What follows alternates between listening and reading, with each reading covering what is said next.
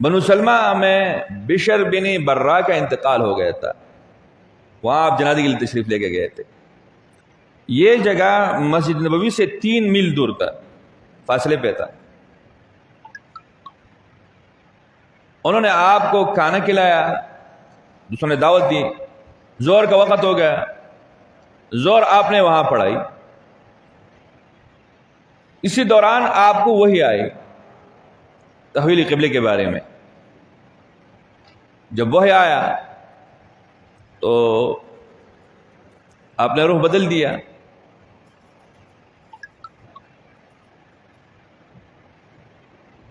اب یہ حساب لگاؤ، اگر آپ نے ربیع الاول کی مہینہ میں مدینے میں ہجرت کیا ہو اور وہاں گئے ہو تو یہ دیکھو بنتے 17 مہینے۔ اگر وہ مہینہ نہیں ہے، حذف کر رہے ہو، تو پھر 16 مہینے ہیں۔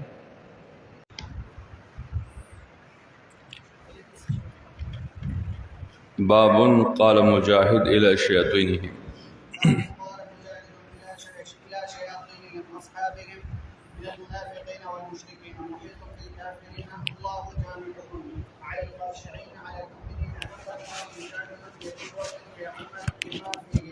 وقال أبو العالية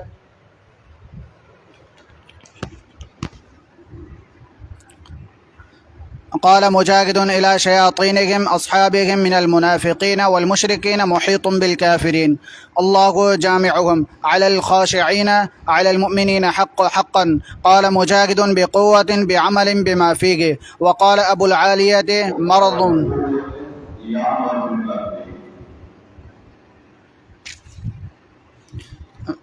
وقال أبو العالية مرض شك صبغة دين وما خلفها عبرة لمن بقي لا شيد فيها لا بياض. وقال غيره يصومونكم يولونكم.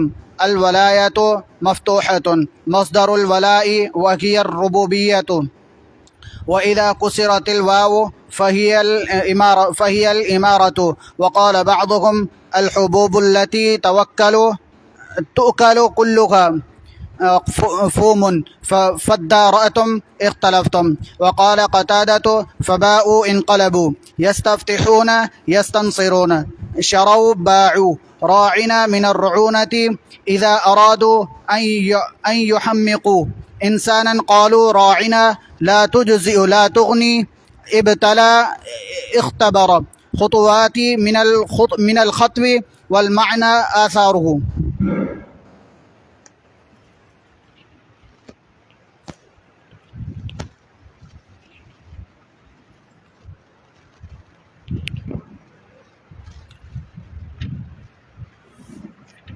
اللہم صلی علی محمد وعلی آل محمد وبارک وسلم وصلی علیہ۔ کل کے درس میں نے بتایا تھا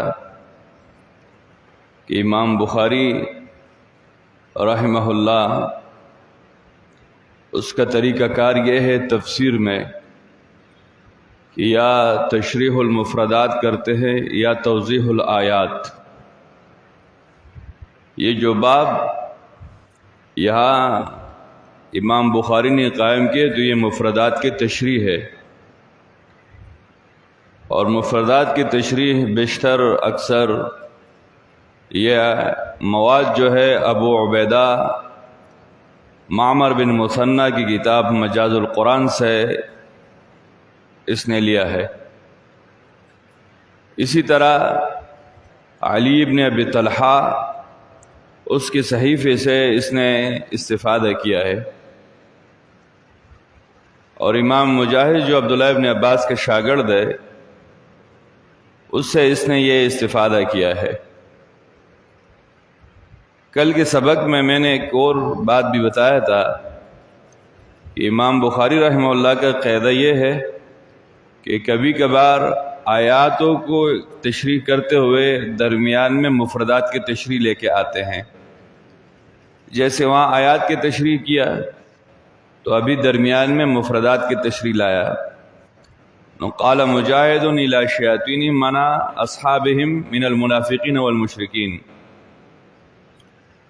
شیاطین سے مراد ان منافقین کی جو بڑے ہیں مانا رؤساء الکفار وہ مراد ہے. تو اس لیے امام بخاری نے یہ تفسیر کیا اصحابہم من المنافقین والمشرکین محیط بالکافرین واللہ محیط بالکافرین. تو مانا اللہ جامعہم، اللہ تبارک و تعالیٰ ان کو جمع کرنا ہے. الاحاطہ مانا بالعلم والقدرہ. اللہ محیط سے کیسے؟ مانا بالعلم والقدرہ، علم و قدرت کے ساتھ اللہ نے احاطہ کیا ان پر. صبغۃ مانا دین، صبغۃ اللہ من احسن اللہ ومن احسن من اللہ صبغہ. صبغہ مانا سے دین، ہر انسان پر اس کے دین کا رنگ چڑھا ہوا ہے. مسلمان کی داڑھی ہے، نماز کی پابندی ہے، اخلاق حسنہ ہے، یہ مسلمانوں کے دین کا شعار ہے. یہودیوں کا صلیب ہے، ہندو کا زینار ہے، سکھ کے وہ بڑا پگڑی ہے، گردوارے ہیں ان کی. علی الخاشعین مانا علی المؤمنین حقا الا علی الخاشعین. وقال مجاہد بقوة مانا یعمل بما فیہ واذکروا ما فیہ. بقوة مانا قوت کا مانا کیا؟ عمل، مانا بجد و اجتہاد. جو اس کتاب پر ہے، اس کتاب میں ہیں، اس کتاب پر سختی سے عمل کرنا. وقال ابو العالیہ، ابو العالیہ سے روایت ہے مرض سے مراد شک، شکوک و شبہات جو انسان کے دل میں فی قلوبہم مرض. وما خلفها وموعظۃ للمتقین. وما خلفها مانا کیا ہے؟ عبرۃ لمن بقیہ. اس میں عبرت ہے ان لوگوں کے لیے جو پیچھے رہنے والے، جو بعد میں رہ گئے، ان کے لیے عبرت ہے. خوشو عبرۃ لمن بقیہ. لا شیۃ فیہا قالوا الآن جئت بالحق. لا شیۃ مانا لا بیاض، ایسی جانور لے کے آؤ کہ اس میں کوئی اور نشانی نہ ہو. وقال غیر یصومونکم. وقال مراد ہے ابو علاوہ، مانا کون ہے؟ ابو عبیدہ قاسم بن سلام. یصومونکم سوء العذاب یذبحون ابناءکم.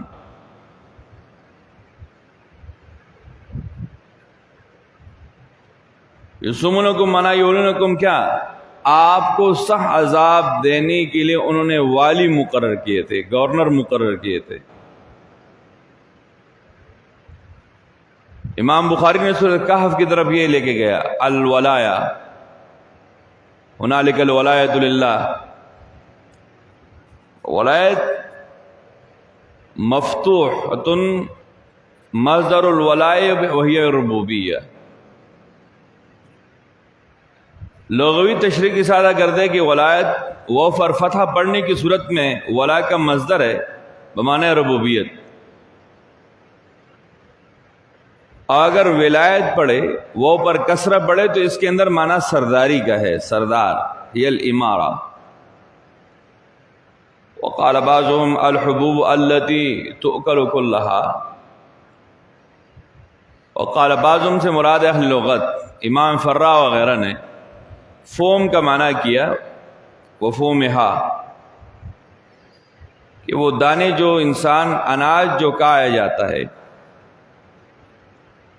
وقال قدادۃ فباؤ فانقلبوا یا انقلبوا. وباؤ مانا لوٹ آئے، واپس آئے. وقال غیرہ مانا وقال غیرہ قتادہ کے علاوہ. سمجھ میں آ رہی بات؟ وقال غیرہ مانا قتادہ کے علاوہ. یہاں تک قتادہ کا قول چل رہا تھا. قتادہ کے علاوہ کون ہے؟ ابو عبیدہ. یستفتحون مانا یستنصرون. مدد طلب کرتے تھے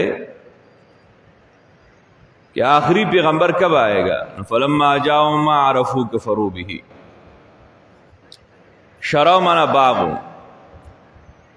راعنا من الرعونة اذا ارادوا ان يحمقوا انسانا قالوا راعنا. رائنا رعونت سے ہے نکلا ہے.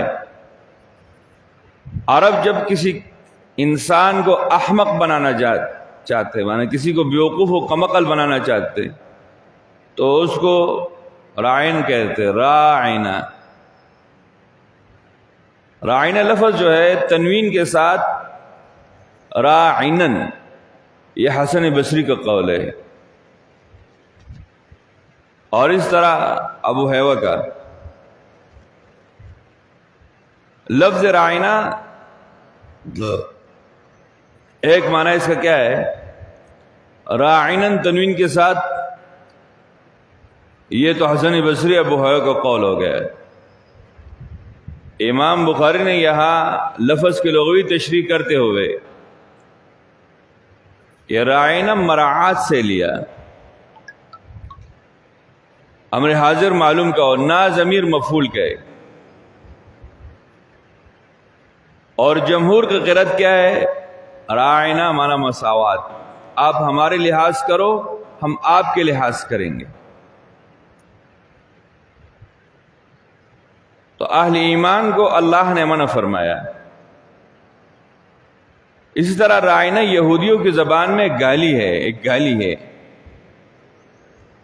حضرت سعد بن معاذ یہودیوں کی زبان کو سمجھ رہا تھا تو اس نے منع کیا تھا کہ اگر آئندہ کسی نے رسول اللہ کو لفظ رائنا کہا تو میں اس کی گردن اڑا دوں گا.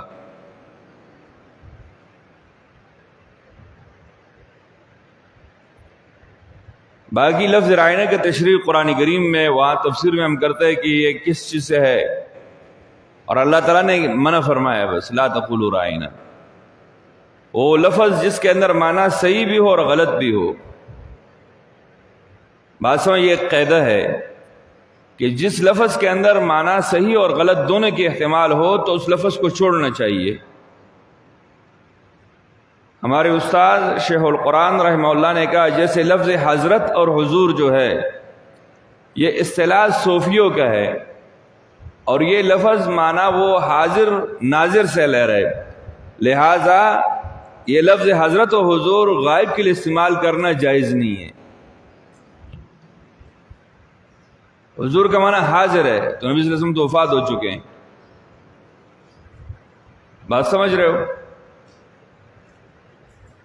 وہ الفاظ امام ابن قیم رحمہ اللہ نے جو قاعدہ لکھے کہ وہ الفاظ جس کے اندر معنی دوسرے معنی کے وہم ہو، غلط معنی کا، تو اس الفاظ کو چھوڑنا چاہیے. اور جو واضح بالکل کفر ہو، غلام باز، غوث بخش، علی بخش، امام بخش، یہ جائز ہے؟ نیاز حسین، یہ نام دیتے آپ لوگ نہیں دیتے؟ غلام رسول، عبد الرسول، یہ وہ نام ہے سارے جو شرکی ہے نا. بلکہ اندرون سندھ میں تو کسی کا یہ پتہ نہیں چلتا کہ یہ نام مسلمانوں کا ہے یا کافروں کا ہے. یہ بڑی مشکل سے پتہ چلتا ہے. مانا وہ چیز جو ناجائز ہے، عطا محمد، عطا علی، سارے ناجائز ہے نا. عطا تو عطا اللہ ہے نا. تو یہ نامے ان پہ ذرا سوچنا چاہیے. باب قولی تعالی فلا کہہ رہے میں نبی علیہ السلام سال تو نبی ہے، یہ روایت آپ لوگوں پہلے پڑھا ہوا ہے، اور یہ روایت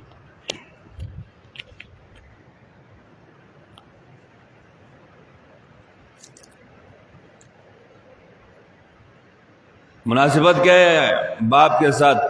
ان تجعل للہ ندا وهو خلقک، اللہ کے ساتھ کسی کو شریک کرنا، شریک ٹھہرانا، اور حال یہ کہ اس اللہ نے تمہیں پیدا کیا، جنم دیا، اس اللہ نے آپ کو خلقک، اللہ نے آپ کو پیدا کیا، سب کچھ دیا ہے۔ ند اصل المساوی المناوی سواء کان من الاسنام او الانام، ملا علی قاری نے جو لکھا ہے رحمہ اللہ، مشرک اللہ کی خاص صفاتوں میں اللہ کی صفت محیط، سمیع، علیم، قدیر، کسی اور کو دے تو یہ ناجائز ہے۔ اللہ کے علاوہ کسی اور کے نام پہ نظر نیاز دے گی، یہ ناجائز ہے۔ ان تجعل اللہ، تین بڑی باتیں اس روایت میں، ایک شرک ناجائز ہے، نمبر 2 وَأَن تَقْتُلُ وَلَدَكَ تَخَافُ أَن يَطْعَمَ مَعَكَ، اور نمبر 3 أَن تُزْنِيَ خَلِيلَةَ جَارِكَ۔ یہ تین ہے اس میں۔ شرک تو ہے عظیم گناہ، لیکن اس کے ساتھ اولاد کی قتل یہ بھی بڑی گناہ ہے، اس میں بہت سارے گناہ ہیں۔ ایک یہ کہ اللہ فرماتے ہیں میں آپ کو بھی دیتا ہوں ان کو بھی دیتا ہوں، پھر بھی یہ گناہ کبیرہ کرتے ہو، اس کو قتل کرتے ہو۔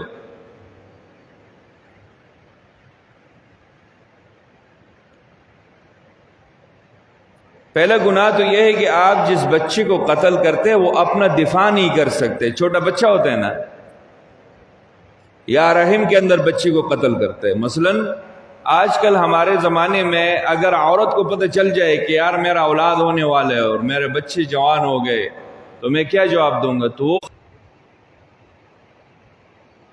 بات سمجھ رہے ہو نا، اس بچے کو اندر کاٹ کاٹ کے تاکہ یہ نکل جائے، یعنی یہ ناجائز ہے۔ مجبور ہے، وہ اپنا دفاع نہیں کر سکتے، آپ اس کو قتل کرنا چاہتے ہو، یا اس لیے آپ قتل کرتے ہو کل یہ بڑا ہو جائے گا تو ہمارے ساتھ کھائے گا پیے گا۔ اللہ آپ کو بھی رزق دے رہے، اس کو بھی دے رہے۔ یہ خاندانی منصوبہ بندی جو ہے یہ اس کا قسم ہے۔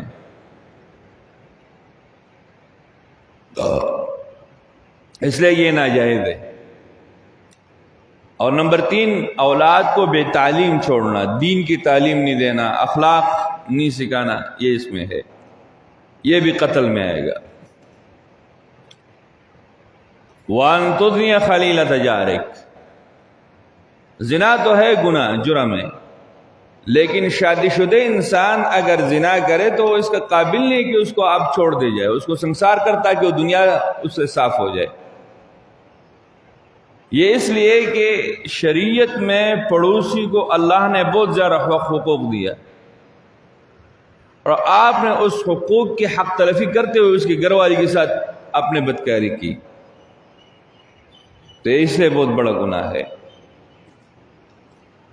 باب وَظَلَّلْنَا عَلَيْكُمُ الْغَمَامَ وَأَنزَلْنَا عَلَيْكُمُ الْمَنَّ وَالسَّلْوَىٰ إِلَىٰ يَظْلِمُونَ۔ وقال مجاہد المن سمعة والسلوى الطير۔ امام مجاہد چونکہ عبداللہ ابن عباس کا شاگرد ہے تو کہہ رہے من وہ گون کی طرح ہوتا ہے اور سلوہ پرندوں کو کہہ رہے۔ گون سے تشویش لے دیا کہ یہ آسمان سے شبنم کی طرح درختوں پہ اللہ تعالیٰ اس کو اتارتے ہیں، درختوں کی ٹہنیوں پر جمع ہوتے۔ بنی اسرائیل پر اللہ نے احسان کیا، گوشت بھی تیار مل رہا تھا، اللہ تعالیٰ اس کی نزول ہوتی تھی، دودھ سے زیادہ سفید ہوتا اور شہد سے زیادہ میٹھا ہوتا۔ یہ روایت ہے سعید بن زید کا، قال رسول اللہ صلی اللہ علیہ وسلم الکمعۃ من المن وماؤها شفاء للعین۔ یہ روایت امام بخاری نے پہلے 2 دفعہ ذکر کیا ہے، یہ تیسرا دفعہ آ گیا۔ اور یہاں اس لیے ذکر کیا ہے کہ جس طرح من و سلوا ایک غیبی اللہ کی طرف سے اللہ نے بھیجا ہے، تو اسی طرح اللہ نے الکما یہ بھی آسمان سے غیبی تیار مل رہے، بارش ہو جاتے ہے، صبح زمین بھیجاؤ یہ نکلا ہوتا ہے، کمبی کہتے ہیں اس کو نا، ہاں کمبی، تو خریڑے پی جانے کا نا، تو خریڑے ہوئی، آپ صبح چلے جاؤ تو دیوار میں زمینوں میں آپ کو ملے گا۔ امام نووی نے شرح مسلم میں لکھا ہے کہ آنکھ کی جتنی بیماری ہے اس کی پانی اس کا علاج ہے۔ شیخ کمال بن عبداللہ دمشقی بہت بڑا عالم تھا، اس کے آنکھوں کی نور ختم ہو گیا تھا، تو اس نے اس کو استعمال کیا، اس کا پانی سرما کے ساتھ، وہ آنکھوں کی بصیرت اللہ نے واپس، نورانیت اللہ نے واپس کر دیا، وہ بصیرت واپس آ گیا، یہ حیثیت ہے اس میں۔ باب وَإِذْ قُلْنَا ادْخُلُوا هَٰذِهِ الْقَرْيَةَ فَكُلُوا مِنْهَا حَيْثُ شِئْتُمْ رَغَدًا وَاسِعًا كَثِيرًا۔ اکا الفاظ بیا راځي، الته سموای نو دلته بیا پوهیږي۔ رغدن مانا واسعا کثیرا، بسیار۔ یہ قصہ وادی تیخ کا ہے اصل میں۔ بنی اسرائیل کو من و سلوا بھی ملا، کاتے کاتے تو اکتا گئے، تک گئے، یا اللہ روز گوشت ہے، روز میٹھا ہے، تو انہوں نے معمولی کھانے کے لیے درخواست کی، تو اللہ نے کہا جاؤ اس شہر میں جاؤ، یہاں تو آپ میدان تیغ میں ہے، بادل اللہ نے چھایا ہوا ہے اور ٹھنڈی ہوائیں اس کی نیچے چل رہی ہے، صرف عبادت کرو اور کھاؤ پیو، اور کچھ بھی نہیں ہے، تیار مل رہا تھا۔ تو انہوں نے کہا نہیں یا اللہ ہمیں زمین کی کوئی چیز چاہیے، من بقلها وقثائها وفومها وعدسها وبصلها۔ تو جاتے ہوئے اللہ تعالیٰ نے کہا کہ اس شہر میں جاؤ، لیکن دو باتوں کی خیال رکھو، ایک قولی ادب ہے اور ایک عملی ادب ہے۔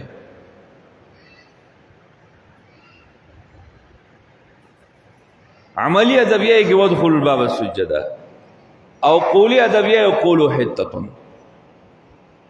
جاتے ہوئے عاجزی انکساری کے ساتھ جاؤ، اللہ کے بارگاہ میں سجدہ لگاتے ہوئے جاؤ، اور زبان سے لفظ حطۃ کہو۔ حطۃ مانا کلمۃ الاستغفار، جس سے انسان کی گناہ معاف ہوتے،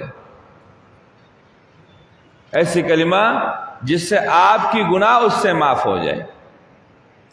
تو انہوں نے سجدے کی جگہ کیا کہ اپنے استینوں پہ روانہ ہو گئے، یزحفون علی استہم فبدلوا، سرینوں کو زمین پر گھسیٹے ہوئے داخل ہوئے، اور معافی مانگنے کی جواب نے کہا یا اللہ حبۃ فی شعرۃ، ہمیں دانے چاہیے خوشوں کے اندر، یا ہمیں گندم اور جو چاہیے۔ اس حدیث میں بنی اسرائیل کی سرکشی کا بیان ہے۔ یہ مولوی حضرات اور مولویوں کی اولاد جب ان کو سب کچھ ملتا ہے نا تو یہ سرکش ہو جاتے۔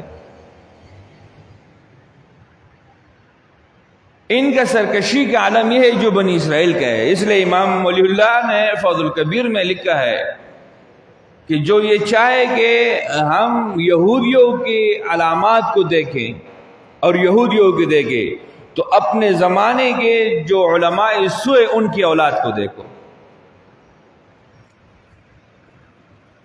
یہ محتممین کی جو اولاد ہے، مولویوں کی جو اولاد ہے، یہ جو بگڑ جاتے ہیں نا، تو امان والحفیظ۔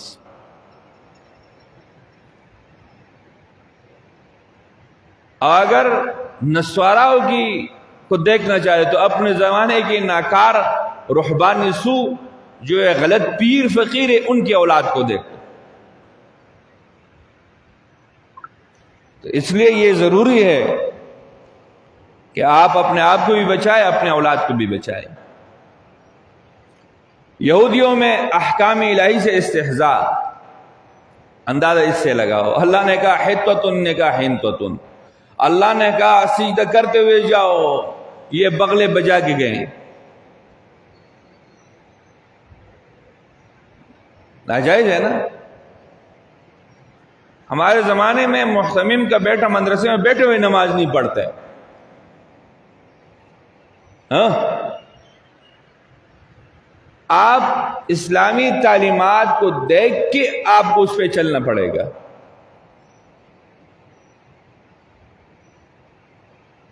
جو اسلام نے آپ کو تعلیم دیا ہے کہ ایک دیندار بچہ کیسا ہونا چاہیے، وہ پڑھے اور اپنے آپ کو اس کی برابر کرو. کہ ایک مسلمان کیسا ہونا چاہیے، تو آپ اسلام دیکھو اور اپنے جسم کو اسی طرح بناؤ. باب من کان عدوا لجبریل وقال عکرمۃ جبرا ومیک وسراف عبد ایل اللہ. بات سمجھ رہے ہو؟ معنی جبر، میک اور سراف کا معنی عبد، اور ایل معنی اللہ، معنی عبداللہ. اس پوشے بدی بندے وی لگے بن سرا. جبریل کا نام عبداللہ ہے، اور میکائیل کا نام عبید اللہ ہے، اور اسرافیل کا نام عبد الرحمن ہے. سمجھ گئے مولانا؟ اکرمن ہے تینوں کا معنی بندے کا کیا؟ ایل کا عبرانی زبان میں اللہ کا معنی ہے، اللہ کے بندہ. حضرت انس سے روایت ہے کہ عبداللہ ابن سلام نے رسول اللہ صلی اللہ علیہ وسلم کی مدینہ طیبہ میں جب تشریف لایا تو خبر پھیل گئی کہ رسول اللہ آیا ہوا ہے. تو آپ ایک باغ میں تھے، تو عبداللہ ابن سلام رسول اللہ صلی اللہ علیہ وسلم کے خدمت میں حاضر گیا. وفی ارض یحترف، احتراف مانا باغ، کھجور کی باغ تھی. فقال انی سائلک عن ثلاث لا یعلمہن الا نبی. آپ پیغمبر ہو؟ عبداللہ ابن سلام نے رسول اللہ کو کہا ہاں، اور میں 3 چیزیں آپ سے پوچھنا چاہتا ہوں. اور لا یعلمہن الا نبی، اس کا علم صرف نبی کو ہوتا ہے. اب وہ 3 چیزیں کیا ہے؟ نمبر 1، فما اول اشراط الساعہ وما اول طعام اہل الجنہ. اور یہ بچے کبھی ماں کی طرح ہوتے ہیں اور کبھی باپ کی طرح ہوتے ہیں. کہ کیوں؟ یہ روایت پہلے گزر چکے آپ کو. تو رسول اللہ صلی اللہ علیہ وسلم نے فرمایا کہ تھوڑی دیر پہلے جبریل آیا، قال اخبر بہن جبریل، اللہ کے دائیں طرف ہوتے. بات چل رہا تھا، اچھا اب دشمنی کرتے کیوں؟ جبریل کے فضائل پہ یہودی نے درج دیا. تو عمر نے کہا لأنتم اجہل من الخمیر، تم گدے سے بھی زیادہ جاہل ہو. یہ اتنا علم ہے آپ کو کہ جبریل کا یہ مقام ہے، پھر بھی نہیں مان رہے اس کو. تو یہ بات ہے یہاں پہ. قیامت کا سب سے پہلی نشانی یہ ہے کہ لوگ مشرق کی طرف سے جمع ہونا شروع ہو جائیں گے مغرب کی طرف. اور جنت میں سب سے پہلے کھانا کیا ہے؟ کبد الحوت، مچھلی کا یہ جگر، کلیجی جو ہے سب سے پہلے کھانا ہے. کبد مانا کلیجی. ابھی ایک مولوی صاحب نے فتویٰ دیا کہ مچھلی کو بھی ذبح کرنا چاہتے ہیں، ایک منکر حدیث ہے. حالانکہ حدیث کیا ہے؟ احل لنا میتتان، 2 مردار ہمارے لیے حلال ہے. اس میں السمک، مچھلی بھی ہے، اور اس طرح ٹڈی ہے. اور تیسرا بات کہ آپ کہہ رہے ہیں کہ بیٹا اولاد کبھی ماں کی طرح ہوتے ہیں اور کبھی باپ کی طرح ہوتے ہیں شکل میں، جس کی پانی رحم میں پہلے پہنچانے والا اللہ کا ذات ہے. امشاج نبتلیہ فجعلناہ سمیعا بصیرا یخرج من بین الصلب والترائب وَإِذَا سَبَقَ مَاءُ الْمَرَاتِ نَزَعَتْ قَالَ أَشْهَدُ أَن لَّا إِلَٰهَ إِلَّا اللَّهُ وَأَشْهَدُ أَنَّكَ رَسُولُ اللَّهِ. یہ پڑھا تو پھر کہا قَالَ إِنَّ الْيَهُودَ قَوْمٌ بُحْتٌ. یا رسول اللہ یہودی جو ہے نا الزام تراشی میں بہت بڑے تیز ہے.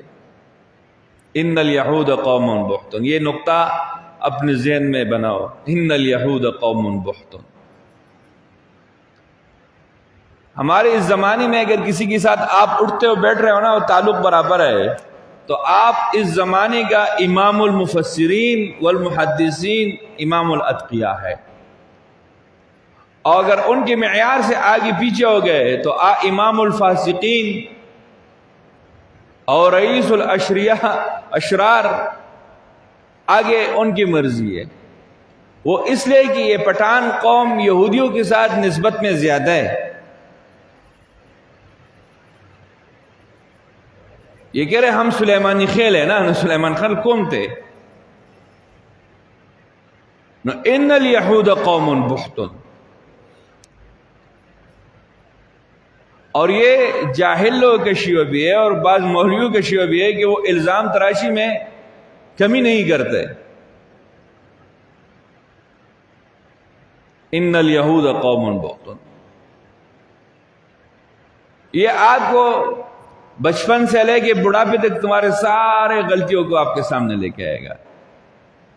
ایک دم نیکیوں کے لسٹ جو ہے نا وہ غائب ہو جائے گا.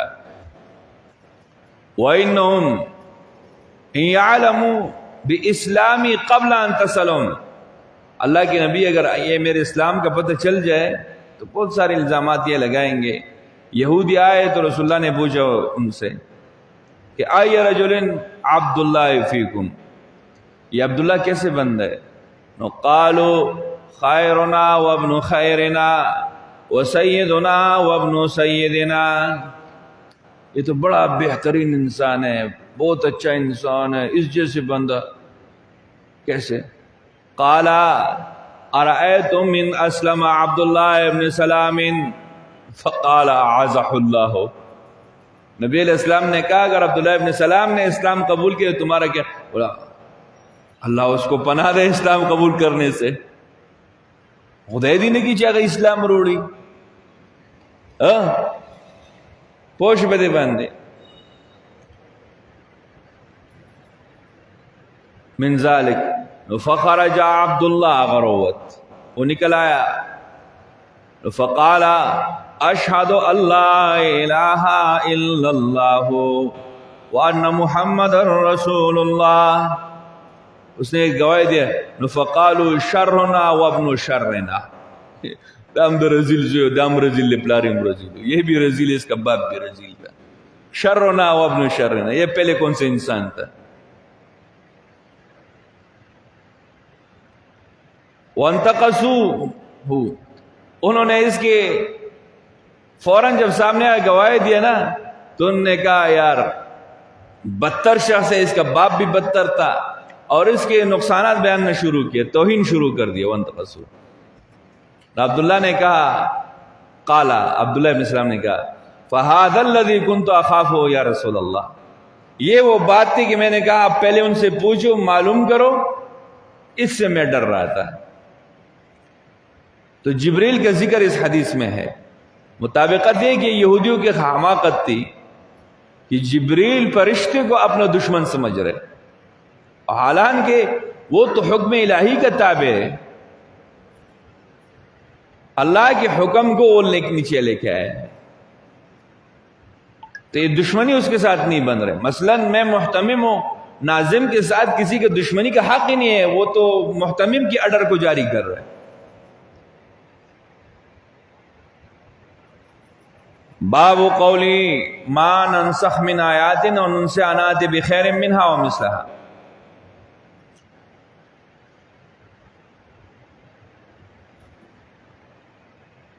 یا روایت ہے قال عمر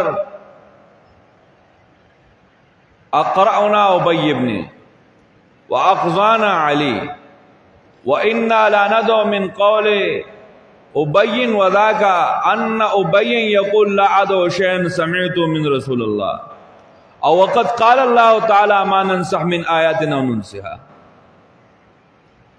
اس کا تطبیق کیسے کرو گے مولانا؟ روایت کے مقصد ہے کہ آدمی جتنا بھی بڑا عالم ہو اس کی بات کو آپ چھوڑ سکتے ہو. عمر کا فتویٰ یہ ہے کہ ہم نے ابئی کی بات کو چھوڑ دیا، وہ اس لیے کہ بہت سارے آیات منسوخ ہو گئے تھے اور ابئی کے علم میں نہیں تھا، وہ اسی طرح پڑھ رہے تھے. تو عمر کہہ رہے ہم نے ابئی کی بات کو چھوڑ دیا.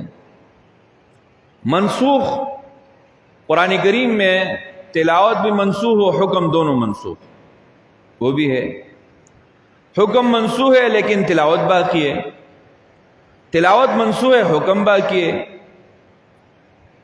یہ تین قسم کی ہے. باقی وضاحت ہم ادھر قرآن کریم کی تفسیر میں کرتے ہیں کہ 500 متقدمین کے نزدیک منسوخ ہے، متاخرین 20 پہ آیا، شاہ ولی اللہ 5 پہ آیا.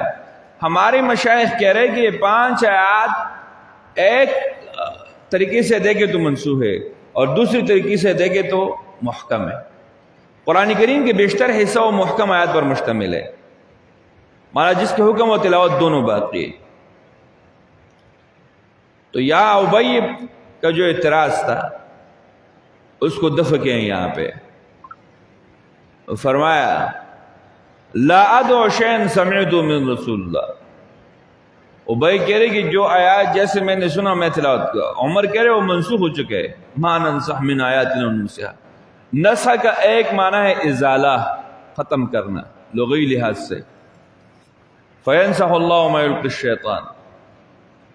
نسخ کا ایک معنی ہے لکھنا، انا کننا نستنسخ من قبل، ہم ہر چیز لکھتا ہے. نسخ کا ایک معنی ہے کتابچہ، وفی نسختها. نسخ کا ایک معنی ہے تنازع الارواح. تنازع الارواح یہ معنی کہ ہندو کا عقیدہ یہ ہے کہ اللہ تعالیٰ ایک بندے سے روح اٹھا کے دوسری بندے کے اندر ڈالتے. ارواح پرانے ہے اور اجساد نیا ہے. بات سمجھ رہے ہو؟ یہ ان کا عقیدہ ہے.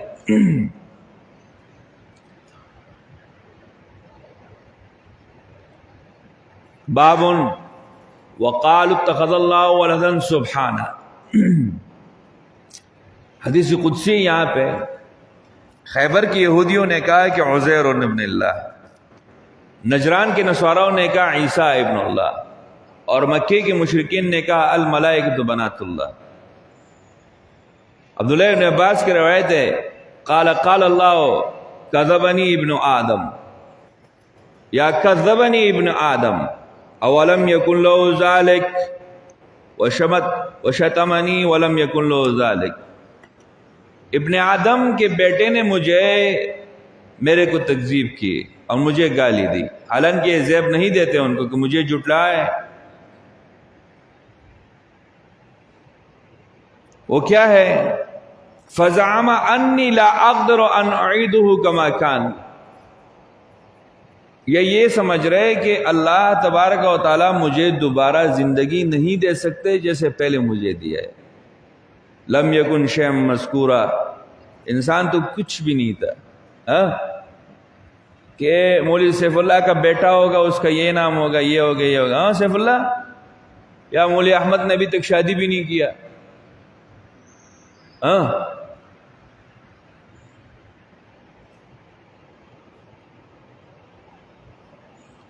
اور گالی یہ ہے یہ اس کی گالی ہے فقولہ لی ولد فسبحانی. اس کے یہ کہ اللہ کی اولاد ہے، میں پاک ہوں اولاد سے. سبحانہ بل لہ ما فی السماوات والارض ان اتخذ صاحبۃ او ولدا. بیوی اولاد سے میں پاک ہوں. اللہ کی طرف نسبت کرنا اولاد کا حقیقی یا مجازی؟ حقیقی یا مجازی؟ حقیقی معنی یہ کہ لوگ کہہ رہے کچھ کہ اللہ تعالیٰ نے جنات میں سے قسم کے ساتھ شادی کر کے اس کے اولاد ہے، تو جنات نعوذ باللہ اللہ کا سسرال ہے۔ اور کچھ یہ کہہ رہے کہ نہیں، اولاد حقیقی نہیں ہے لیکن محبت کی وجہ سے کسی کو اپنا اولاد بنایا، ایسا اس کا خیال رکھتے جیسے اپنا اولاد کا خیال رکھتے۔ یہ دونوں عجز کی صفات ہے، اور اللہ کسی سے عاجز نہیں ہے، مجبور نہیں ہے۔ قرآن کریم میں اس عقیدے کی تردید اللہ نے بار بار کیا، خصوصاً مدنی صورتوں میں، کہ وہ مدینے میں یہود زیادہ تھے نا، تو ان صورتوں میں اس عقیدے کا رد زیادہ ہے۔ باب واتخذوا من مقام ابراہیم مصلی، مسابتاً معنی یسوبون یرجعون، مسابتاً لفظ یسوبون سے ماخوذ ہے معنی لوٹے ہوئے، جہاں لوگ واپس آتے۔ مثابہ یا صیغہ مصدر میمی کا ہے یا ظرف مکان ہے، دونوں کا معنی ایک ہی ہے، جگہ ثواب کی یا لوگ جو جہاں ثواب کے لیے آتا جاتے ہیں۔ یہ روایت امام بخاری نے یہاں لایا اور پہلے گزر چکے کہ عمر رضی اللہ عنہ کہتے ہیں کہ اللہ تعالیٰ نے 3 جگہ میرے موافقت کی، اس میں سے ایک جگہ یہ ہے، ایک پردے کے میدان پہ کہ میں نے رسول اللہ کو کہا کہ اپنی بیویوں کو پابند کرو، آپ کے پاس ہر قسم آدمی آتے تو آپ اپنی بیویوں کو کہو کہ ادھر نہیں لے کے آئیں۔ نمبر 3 وہ بلغنی معاتبۃ النبی بعد نسائہ فدخلت علیہن قلت، ان کو یا منع کرو او یا تبدیل کرو، تو وہ جگہ عسى ربه ان طلقن يبدل الله ازواجا خيرا منكن مسلمات۔ اور تیسرا ہے کہ مقام ابراہیم کی جگہ پہ نماز پڑھنا۔ مقام ابراہیم مانا جہاں ابراہیم علیہ السلام کی پاؤں کے پتھر کے نشان وہ پڑی ہے، اس کے پیچھے 2 رکعت پڑھنا طواف کے بعد، تو آپ وہاں نماز پڑھ سکتے ہیں۔ تو عمر کہہ رہے اللہ تعالیٰ نے 3 مقامات پہ 3 جگہوں میں نے بعد میں رضین مائی اور اللہ تعالیٰ نے اس کی موافقت میں وہی بھیجا ہے، اس میں سے ایک جگہ یہ ہے۔ باب وَإِذْ يَرْفَعُ إِبْرَاهِيمُ الْقَوَاعِدَ مِنَ الْبَيْتِ وَإِسْمَاعِيلُ رَبَّنَا تَقَبَّلْ مِنَّا إِنَّكَ أَنْتَ السَّمِيعُ الْعَلِيمُ۔ القواعد اساسہ معنی بنیاد، واحد اس کا قاعدتن آتا ہے، اس کا معنی بنیاد ہے۔ والقواعد من النساء، اس کا بھی یہ معنی کیا ہے؟ قواعد تائے تانی سیانی ذکر کے، اس لیے کہ یہ صفت عورت کے ساتھ خاص ہے۔ قواعد وہ عورتیں جس کی حیض نہیں آتے، جو اولاد اور نکاح وغیرہ سے بالکل مایوس ہو کر بیٹھ جائیں، یا صرف اتحادی لفظی ہے۔ والقواعد یرفع ابراہیم القواعد، اس لیے یہ الفاظ لے کے آئے۔ خانہ کعبہ کے متعلق روایت ہے عائشہ رضی اللہ عنہا سے کہ نبی علیہ السلام نے اس کو فرمایا الم تر ان قومک بنوا الکعبۃ واقتصروا فی عن قواعد ابراہیم۔ اللہ اللہ،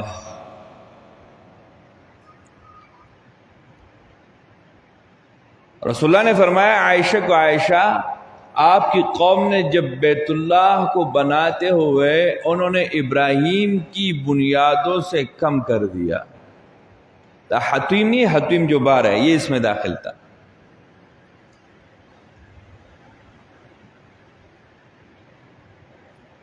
مانا اس کے مطابق پورا نہیں کیا، تو عائشہ نے فرمایا کہ دوبارہ بنا، الا تردها علی قواعد ابراہیم۔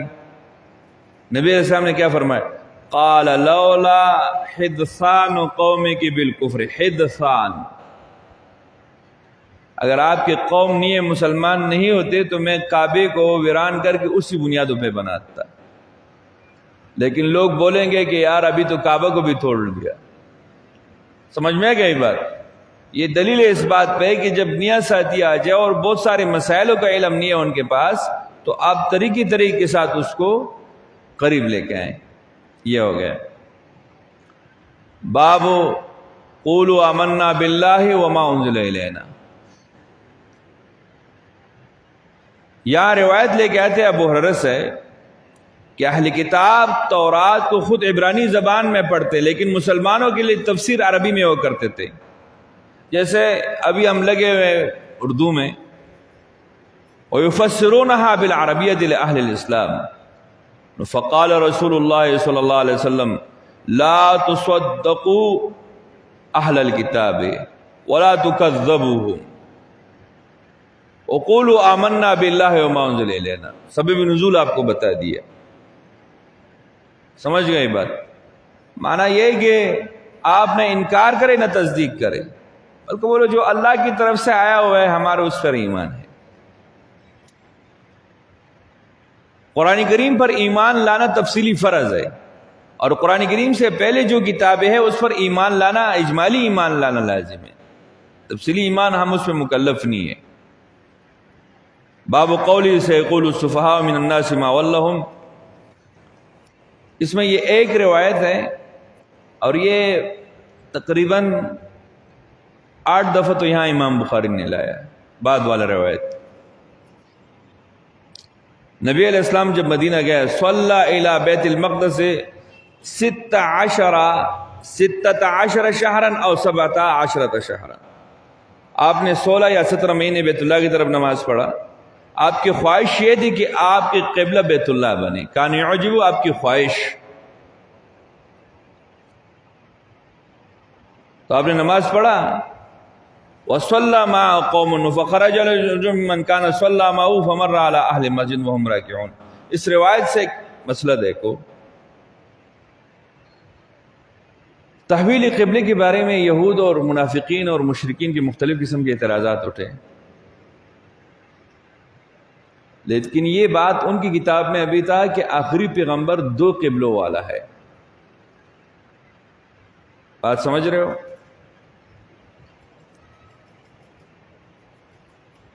جب یہ حکم آیا، حکم کیسے آیا؟ پیر کا دن تھا، نبی علیہ السلام ایک صحابی کے گھر پہ گیا تھا.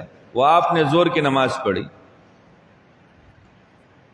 رجب کا مہینہ تھا یا شعبان کا، 2 ہجری ہے. بنو سلمہ میں بشر بن برا کا انتقال ہو گیا تھا. وہاں آپ جنازے کے لیے تشریف لے کے گئے تھے. یہ جگہ مسجد نبوی سے 3 میل دور تھا، فاصلے پہ تھا. انہوں نے آپ کو کھانا کھلایا، دوسروں نے دعوت دی. زور کا وقت ہو گیا، زور آپ نے وہاں پڑھائی. اسی دوران آپ کو وحی آئی تحویل قبلے کے بارے میں. جب وحی آیا تو آپ نے روح بدل دیا.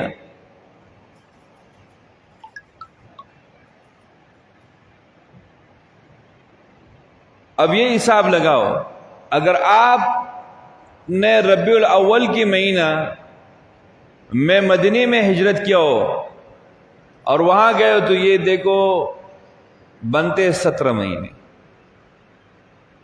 اگر وہ مہینے نہیں ہے، حذف کر رہے ہو تو پھر 16 مہینے ہیں. بات سمجھ رہے ہو؟ یہ چند دن درمیان میں جو ہے.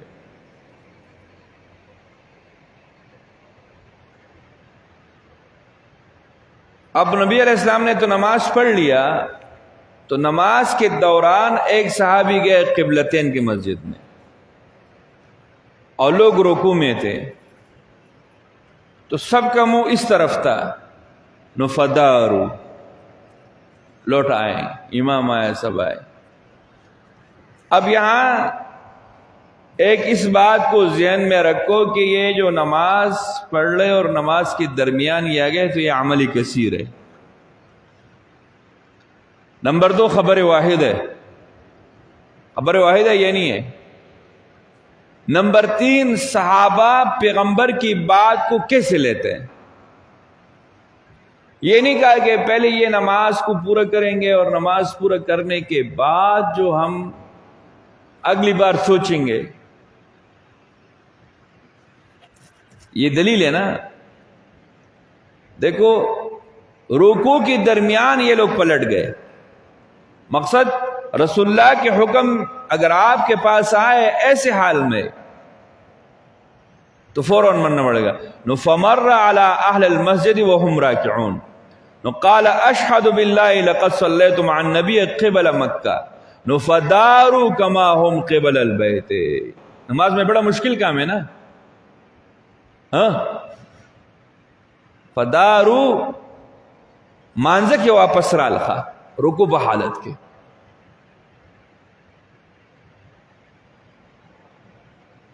یہ خبر واحد کا اس پہ سے چلنا چاہیے. نمبر 2 حدیث میں کہ جبریل آئے رسول اللہ کو کہا یا رسول اللہ آپ کی جوتی میں گندگی ہے. آپ نے جوتی پھینکا, صحابہ سب نے پھینکا بغیر دلیل سے نا. مانا یہ کہ رسول اللہ صلی اللہ علیہ وسلم کی جب عمل آپ کو پہنچے تو اس پہ یہ تحقیق نہیں کرنا کہ یہ ہمارے والے کے برابر ہے یا نہیں ہے. نہیں, پھر مانو. نماز میں فدارو کما ہم ڈائریکٹ اس طرح واپس ہو گئے. اچھا اب سوال آیا وَكَانَ الَّذِي مَاتَ عَلَى الْقِبْلَةِ قَبْلَ أَن تُحَوَّلَ قِبَلَ الْبَيْتِ رِجَالٌ قُتِلُوا لَمْ نَدْرِ مَا نَقُولُ فِيهِمْ فَأَنزَلَ اللَّهُ. کچھ لوگ شہید ہو گئے, کچھ اپنے موت میں مر گئے, اور انہوں نے تو نماز مسجد اقصیٰ کی طرف پڑھے. ان کے بارے میں کیا ہے جواب وَمَا كَانَ اللَّهُ لِيُضِيعَ إِيمَانَكُمْ. اللہ تعالیٰ کسی کی نمازوں کو برباد نہیں کرتے. اگر اس طرف انسان نے کسی حکم کے مطابق نماز کیا ہو. ہم پڑھتے تھے تو ہمارے شیخ سے کسی نے سوال کیا کہ آپ ابھی اہل حدیث ہو گئے, پہلے آپ حنفی تھے, تو ان نمازوں کا کیا بنے گا؟ تو شیخ نے کہا وَمَا كَانَ اللَّهُ لِيُضِيعَ إِيمَانَكُمْ. پہلے میں بھی دلیل پہ تھا, اب بھی دلیل پہ ہوں. پہلے وہ دلیل میرے نزدیک قوی تھا, اب یہ دلیل قوی ہے. مَا كَانَ اللَّهُ لِيُضِيعَ إِيمَانَكُمْ. نمبر 2 امام بخاری نے یہ باب کتاب الایمان میں بھی لکھا ہے یہ حدیث, اور وہاں امام صاحب نے اس سے یہ استدلال کیا اسباب زیادت الایمان. اور نمبر 3 اس سے یہ دلیل ہے کہ ایمان مرکب ہے, جامد نہیں ہے, اور عمل اس کی جز ہے. اس لیے عمل پر اطلاق یہاں نماز کا ہو چکا ہے. سمجھ رہے ہو بات؟ تو یہ 3 باتوں کی طرف یہاں اشارہ ہے. باب قوله تعالی وَكَذَلِكَ جَعَلْنَاكُمْ أُمَّةً وَسَطًا لِتَكُونُوا شُهَدَاءَ عَلَى النَّاسِ وَيَكُونَ الرَّسُولُ عَلَيْكُمْ شَهِيدًا. یہاں صرف ایک بات کی طرف اشارہ ہے کہ ہماری گواہی چلے گی نوح علیہ السلام کے بارے میں. تو ہم تو نوح علیہ السلام کے زمانہ ہم نے نہیں پایا, تو ہم کہیں گے کہ اللہ نے آخری پیغمبر کو بھیجا تھا اور اس نے ہمیں یہ بتایا تھا. یہ روایت پہلے گزر چکا ہے. سمجھ میں گئی بات؟ اس روایت سے 2 باتیں, ایک بات اور استدلال کرو. مولوی سہیل تو لیٹ آتا ہے, کلاس تھا. شہادت ہے گواہی کے لیے 2 چیزیں. ہم تو یہ کہہ رہے کہ اس بندے کی گواہی چلے گا جس نے آنکھوں سے دیکھا. فَأَشْهِدُوا عَلَيْهِمْ, گواہ کو قائم کرو. لیکن اس حدیث سے تو ایک دوسری بات معلوم ہو گئی کہ شہادت کے 2 قسمیں ہیں. شہادت علم کی بنیاد پر بھی گواہی انسان دے سکتا ہے. یہ شہادت ہمارا جو ہے یہ علم کی بنیاد پہ ہے. اور علم کیا ہے؟ علم خبر ہمیں رسول اللہ نے دیا, اور وہ ہوا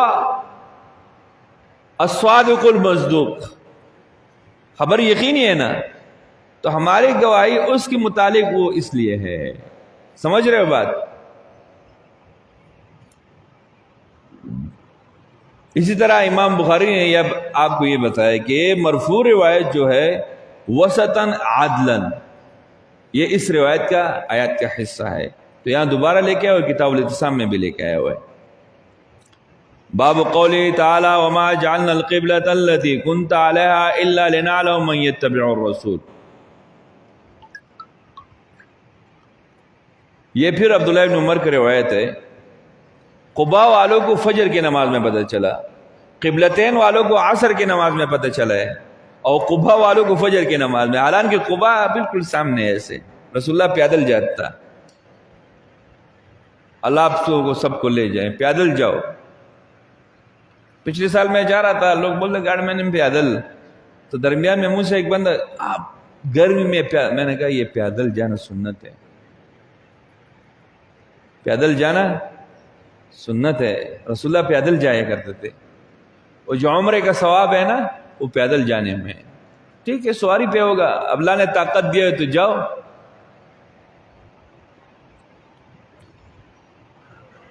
اس جاء جائن، ادھر تو نام بھی نہیں، جاء جائن، جس کسی نے رسول اللہ کی بات پہنچایا. اور فقال انزل اللہ علی النبی قرآنا ان یستقبل القبلۃ، اللہ نے قرآن کو بھیجا ہے، نبی نے نماز قبلہ بدل دیا تو آپ بھی قبلہ فتوجہوا الی الکعبہ. قبلتین میں عصر کی نماز میں اور قباء میں یہ فجر کی نماز میں.